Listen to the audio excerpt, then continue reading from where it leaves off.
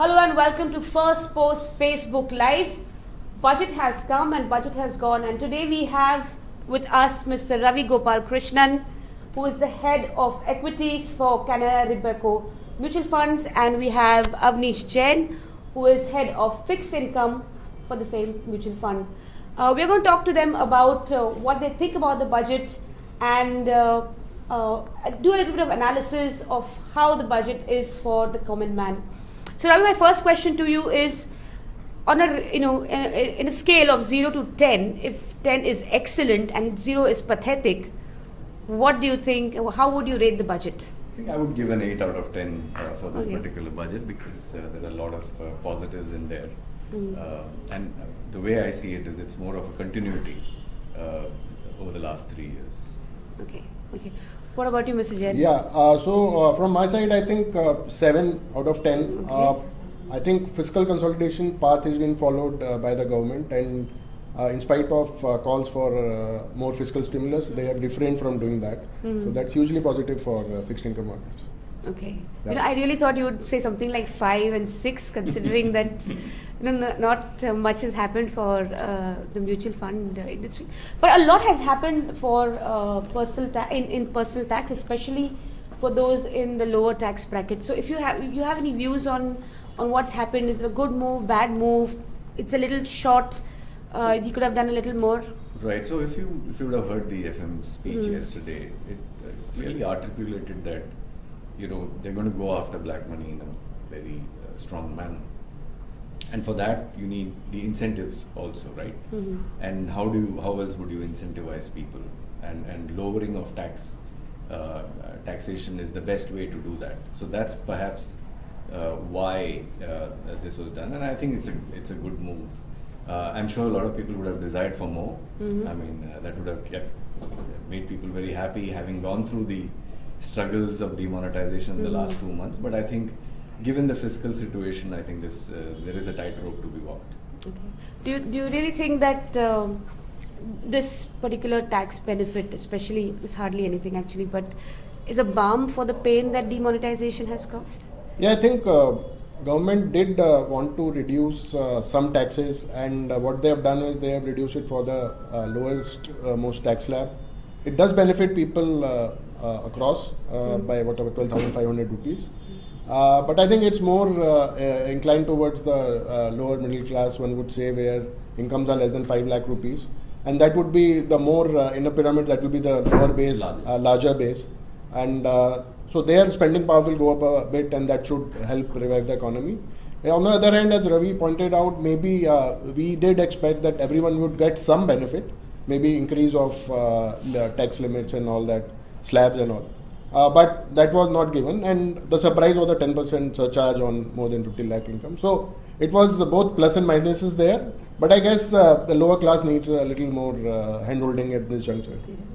And additionally, if you look at the way it has been done, it will also encourage people out of that tax rate completely, right? I mean, some bit of encouragement that you come clean, disclose some income.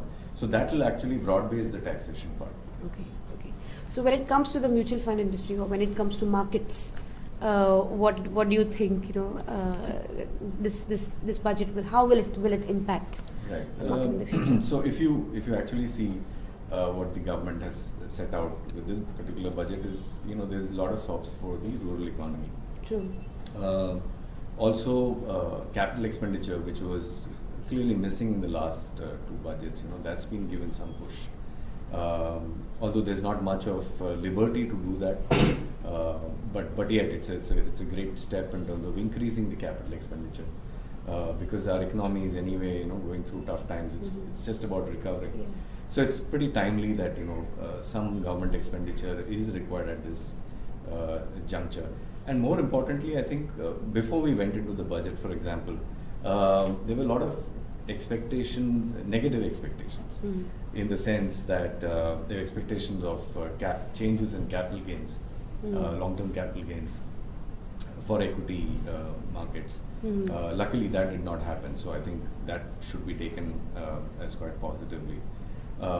Second is, there was a large concern on overspending, given the elections in mind, and government will overspend, which has been a big concern for markets, whether they will walk the fiscal rope and manage the fiscal deficit. But luckily, on both these counts, I think government was quite firm in terms of maintaining the fiscal deficit target and walking a tightrope on that. What do you think about, I don't know, as a fixed income head? Okay, so I think for fixed income, it's a good budget. It has been, I think, good for last 2 years.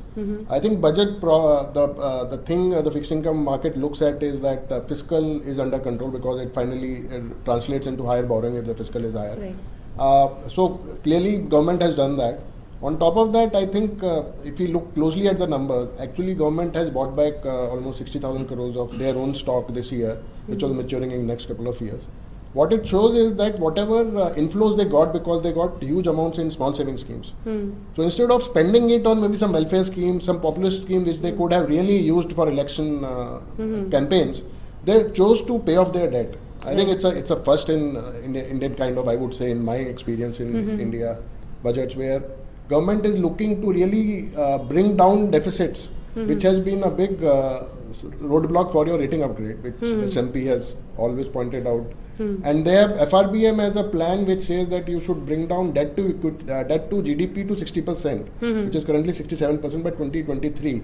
So they will not focus on fiscal deficit, but debt to GDP of the general government, which actually will obviously rein in fiscal, both of the government and the states. Right. So it's been a very, I think for the government, for fixed income market, is a very positive step. Hopefully RBI looks at it and we do get a rate cut next week. Yeah, let's hope. Hope. Everybody is expecting a rate cut. Yeah, absolutely. But overall, would you say this is a rural man's budget? It's tough to categorize it that way, because I think it's going to touch everybody. I mean, the taxation will obviously touch a lot of people.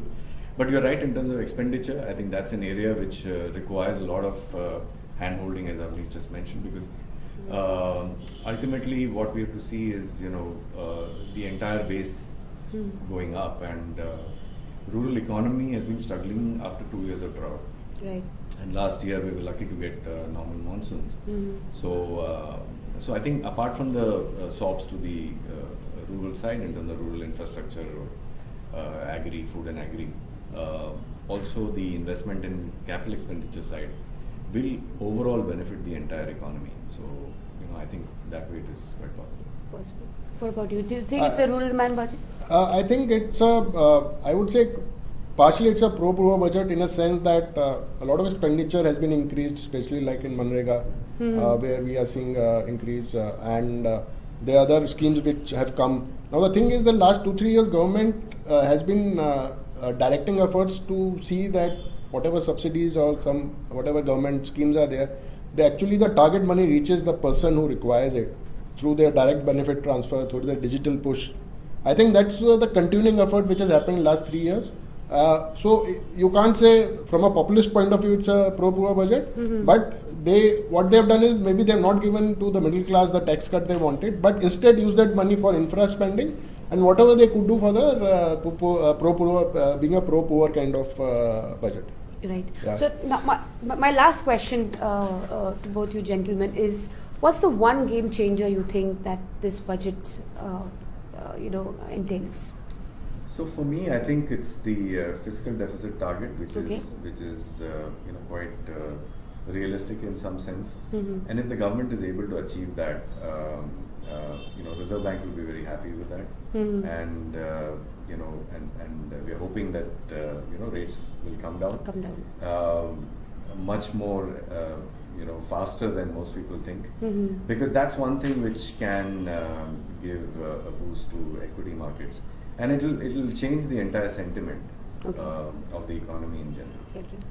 What So about he's talked about it already. Fiscal, debt market people, we are so tuned on to fiscal, Right. because that is where the interest rate movements come from finally. I think it is positive from a lot of angles. So if you see, one is that, like I talked about, whatever extra revenues they got this year, they paid off debt. Next year plan is similar. They are paying off 75,000 crores of debt prematurely, one would say. And that means their deficit actually has come down, but because they've got extra cash now, they rather utilize to pay off debt. Any company would happen if you don't require that money, you pay off your debt. True. So that's what the government is doing, which is, like I said, very positive. Second is that the government deficit, if you see, is coming down year on year. So what it does, the government is actually going into a contractionary mode on the fiscal side. So what will happen is the impact on inflation will be negative. Inflation will come down further. So what we see is that it will be a dampening impact of inflation, the government expenditure coming down. Yeah, the push from the down when they do some expenditure will push up inflation a bit. But on a whole, the inflation should come down in the economy, and consequently, RBI should be happy that government is sticking to the path. I think last 3 years, what has been great is that whatever numbers they have set, they stuck to it. And last 2 years, we remember there were a lot of noises on fiscal stimulus because everybody is doing it. We should do. Growth is slow at 7%. We want 0.76 or 8%. But clearly, I think the RBI also working with the government when Dr. Rajan was there. He clearly said that achieving low inflation is the first target, and then the growth will come automatically. So growth with sustainable low inflation, I think that is the mantra which has been going on for last 3 years. I think if we continue for the next couple of years, we would be in a much better spot globally, I would say. So we are already, I think in emerging market space, we are in the top 3-4 picks of any, if you did any report, any global report in emerging market, you will find India at the top 3 picks. Right. So that's a big positive, and hopefully the rating agencies also should give us some kudos for that and give us a rating upgrade. Thank you so much for joining us at First Post Facebook Live, and let's hope that next week the interest rates move southwards. Thank you so much for joining. Thank you.